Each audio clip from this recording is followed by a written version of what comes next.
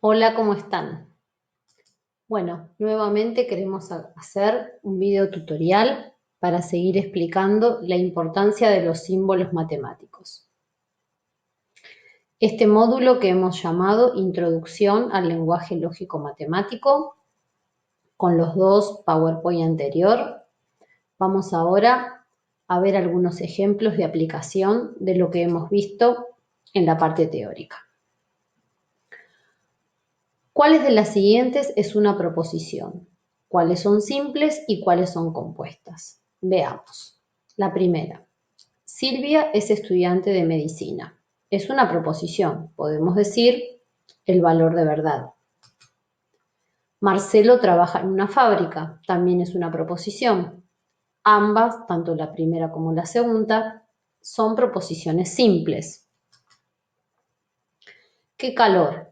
Esto no es una proposición, no podemos decir si es verdadera o falsa. X más 6 igual 8. Acá aparece una variable, X. Esto lo hemos denominado función proposicional. No podemos decir si esto es verdadero o falso. Por lo tanto, esto no es una proposición. 7 mayor o igual que 10. En este caso sí podemos establecer el valor de verdad de esta proposición.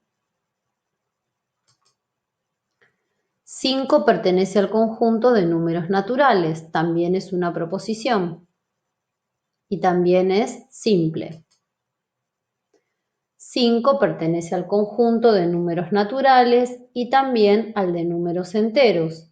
En este caso se trata de una proposición compuesta a través de este conector que es el conector y.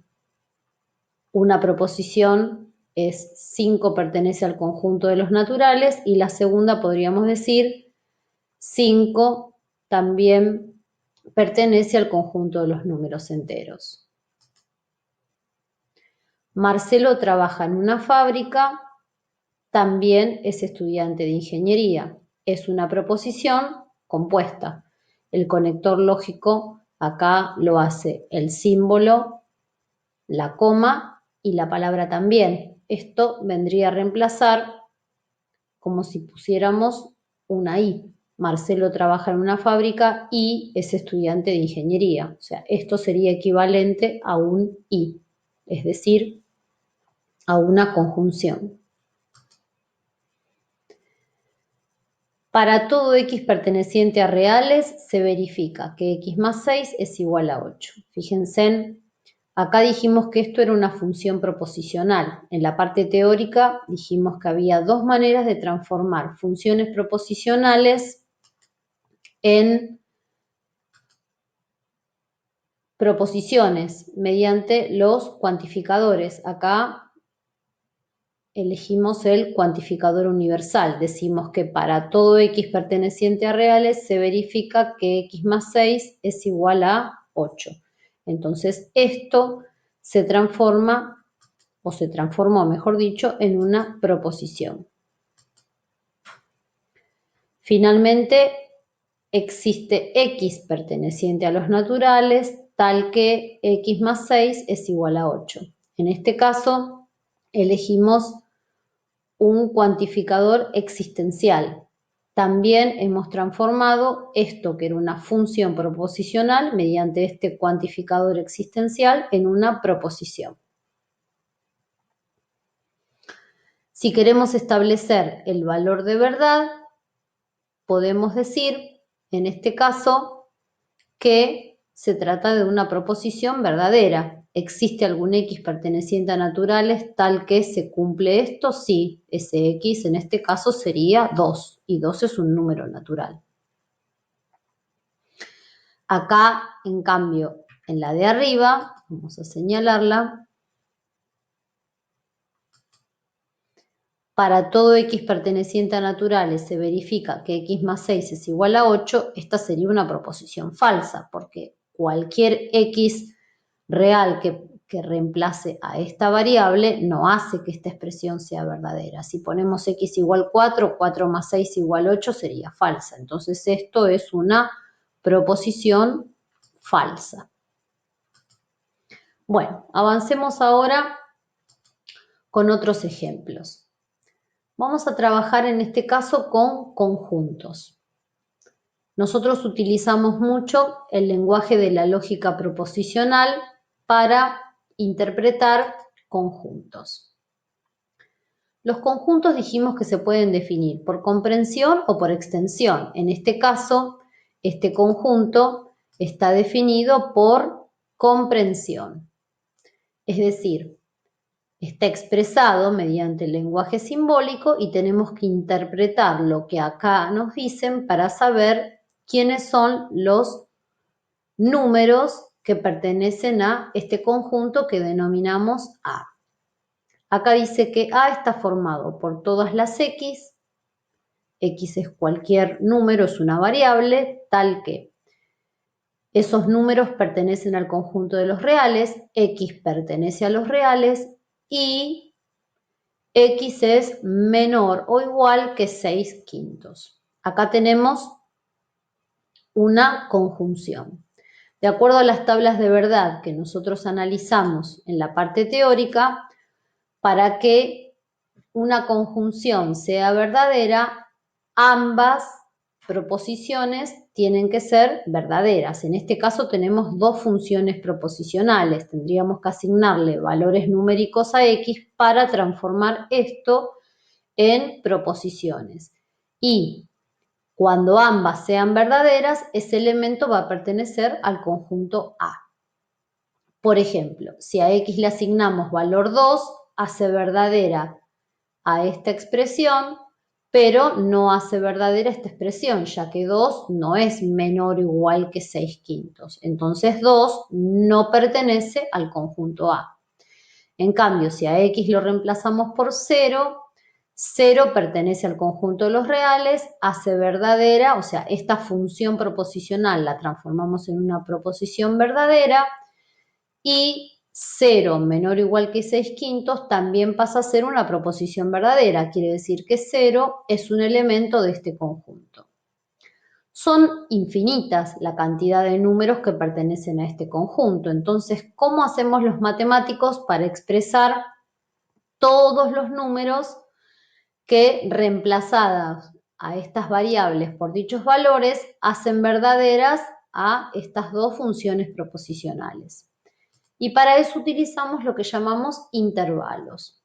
En este caso, tendríamos que buscar alguna manera de representar todos aquellos números que sean menores o iguales que 6/5.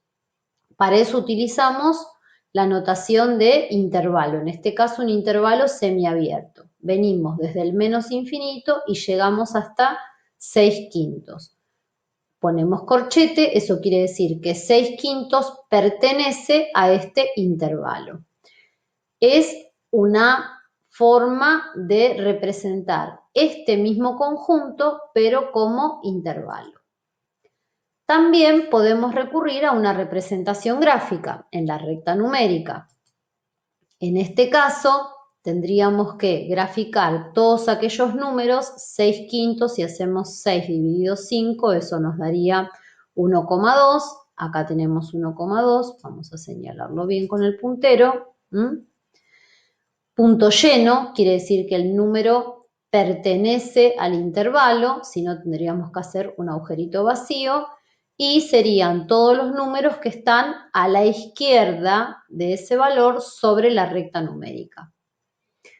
Todo esto estamos hablando de lo mismo, de los elementos que pertenecen al conjunto A. Acá expresado por comprensión, acá expresado como intervalo y acá recurriendo a la recta numérica.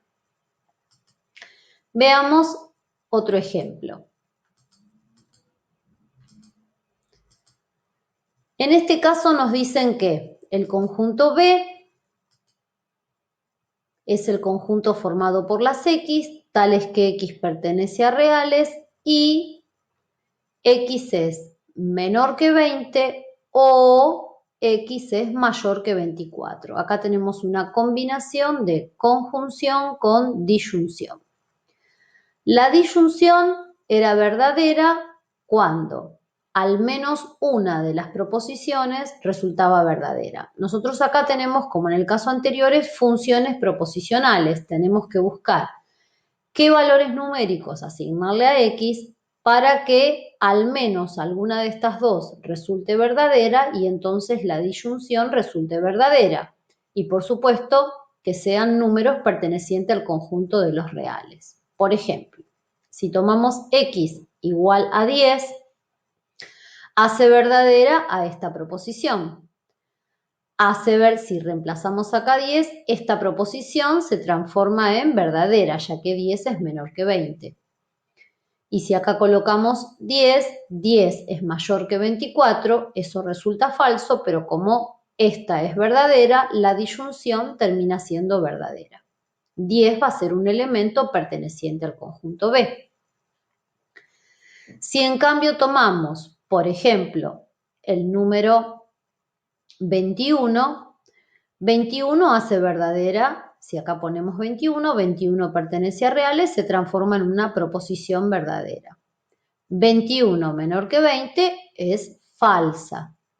21 mayor que 24 también resulta falsa, por lo tanto el número 21 no va a pertenecer al conjunto B. Igual que antes, ¿cómo hacemos para designar a todos los números que pertenecen al conjunto B? En este caso vamos a tener que recurrir a una unión de intervalos, ya que todos los números menores que 20 hacen verdadera a esta proposición, es decir, de menos infinito a 20, sin incluirlo, por eso va a paréntesis. Pero a eso le tenemos que agregar aquellos números mayores que 24, es decir, unión, el intervalo que va abierto de 24 a más infinito.